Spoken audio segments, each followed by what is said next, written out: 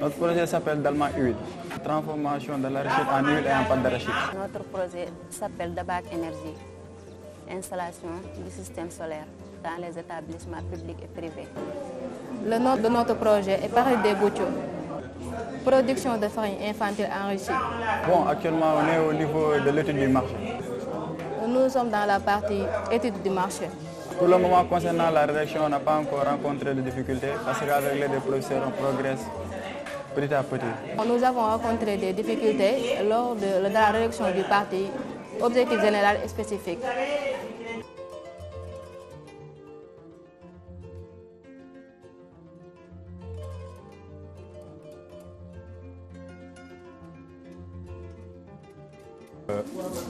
Dans le modèle des ISEP, l'entrepreneuriat est un module très important qui fait partie intégrante même du modèle et se justifie par la programmation de l'UEA dénommée Projet personnel professionnel, le PPP, qui est en soi un projet que l'apprenant est amené à réaliser et à soutenir en fin de formation.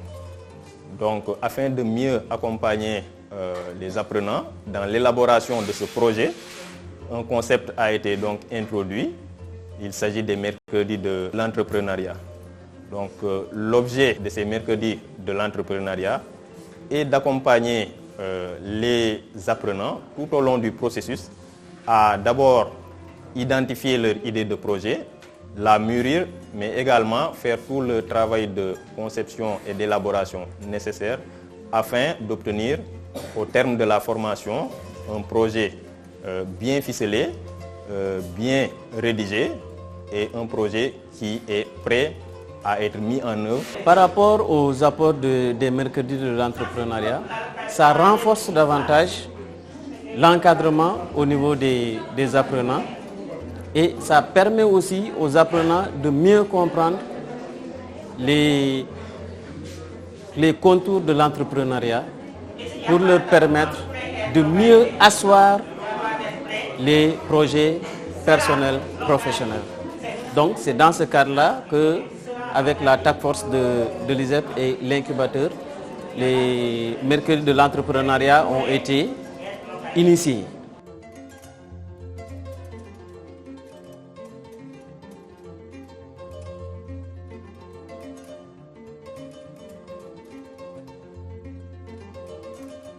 L'apport de l'incubateur dans les activités pédagogiques de l'ISEP de Matam est de capaciter les apprenants, notamment dans toutes les activités qui concernent le volet entrepreneuriat.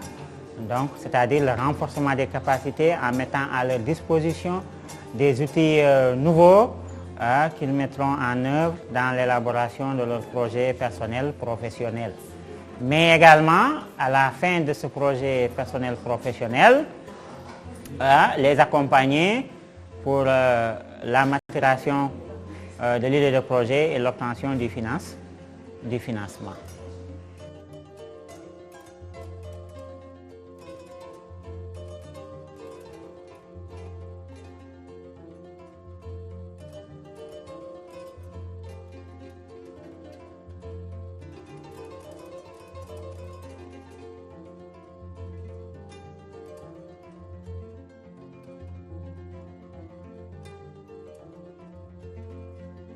Donc les projets personnels professionnels constituent un aspect très important dans la formation des apprenants parce que ça permet à l'ISEP de Matam de répondre à une de ses missions, c'est-à-dire de faire de telle sorte que les apprenants après aient un projet et qu'ils peuvent entreprendre. Cette année, on note une évolution dans la progression parce que c'est bien structuré.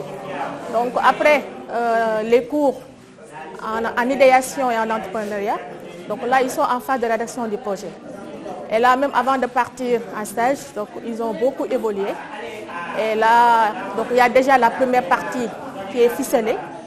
Et il reste seulement la partie technique et la partie financière. Alors, dans les ISEP, la formation vise à rendre autonome l'apprenant, donc entreprenant également, Donc c'est dans ce sens que les PPP ont été initiés pour permettre aux apprenants de planifier d'abord des projets, après la production des projets, de pouvoir les réaliser à la sortie de leur formation. C'est dans ce sens que tous les apprenants, une fois à l'ISEP, développent des idées de projet. La Task Force Entrepreneuriat a été un atout cette année par rapport à la structuration de l'encadrement. C'est bien structuré parce que là, ça va nous permettre, nous, d'avoir un aperçu sur l'avancement des travaux, mais aussi les orientations qui vont être données à la fin de chaque séance de l'entrepreneuriat, ce qui permet aux apprenants d'avoir des idées claires par rapport à la progression de la rédaction. Au tout début, on n'avait pas ce format d'encadrement des projets. Donc, ce mercredi permet de réserver uniquement du temps à l'encadrement et à la progression sur les projets personnels des apprenants. Et à l'issue de ces journées, on a vu que les apprenants progressaient très bien sur les différentes parties de leur projet, à savoir la partie présentation, la partie étude de marché, la partie étude technique et la dernière partie qui concerne l'étude financière. Donc, et ça, c'est grâce au mercredi de l'entrepreneuriat qu'on a pu progresser.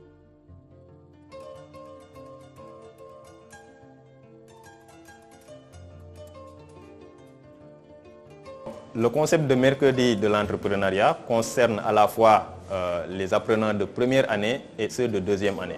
Les objectifs ne sont pas les mêmes. Pour la première année, il s'agit d'une imprégnation sur l'entrepreneuriat, donc leur donner la culture entrepreneuriale. Mais pour la deuxième année, il s'agit précisément de travailler sur l'élaboration du PPP. Au niveau de l'incubateur, nous avons beaucoup d'activités. En dehors des mercredis de l'entrepreneuriat, l'incubateur fait d'abord un travail de suivi. Et le suivi se fait à deux niveaux. D'abord, nous suivons les apprenants qui sont en apprentissage, aussi bien en première qu'en deuxième année. Au niveau de l'incubateur, nous avons fait un maillage de l'écosystème, surtout des partenaires, et nous prenons nos diplômés que nous mettons en relation avec surtout les entreprises qui les accompagnent. Par rapport aux résultats de l'incubateur, là je vais prendre juste par exemple l'exemple de cette année 2023-2024.